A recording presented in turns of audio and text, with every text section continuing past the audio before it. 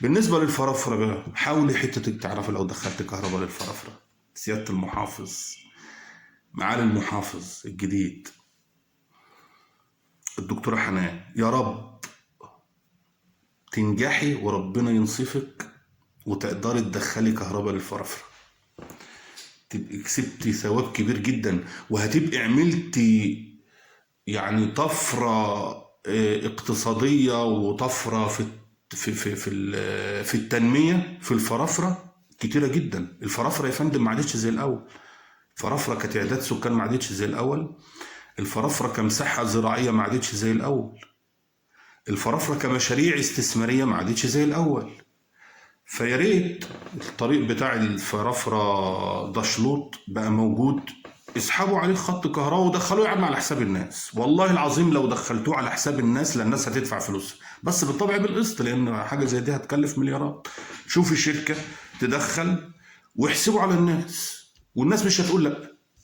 لو كل فدان في الفرافره مزروع، كل فدان مزروع وحط تحت المزروع 50 خط، دفع 1000 جنيه في السنه ولا 2000 جنيه في السنه، الناس مش هتقول لا.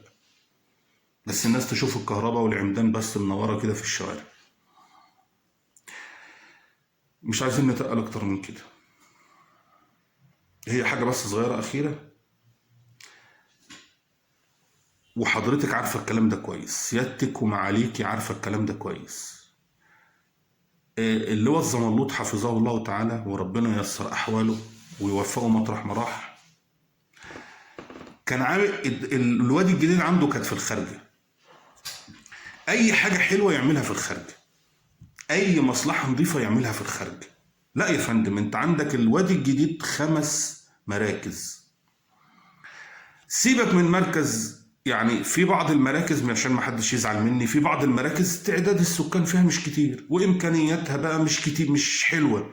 بس انت ما تيجي على مركز الداخله وتيجي على مركز الفرافره، مش شويه، والناس اللي فيه مش شويه، وامكانيات المركزين بقت عاليه. يعني الداخله تشيل كليات، تعملش كليات في الداخله ليه؟ كل كلياتك في الخارجه ليه؟ حتى جامعه الازهر اللي كانت هتيجي في الداخله وديتوها، سمعت انها راحت الخارجه. معرفش الكلام ده مظبوط ولا مش مظبوط. فانت حضرتك كنت مركز جامد على الخارجه.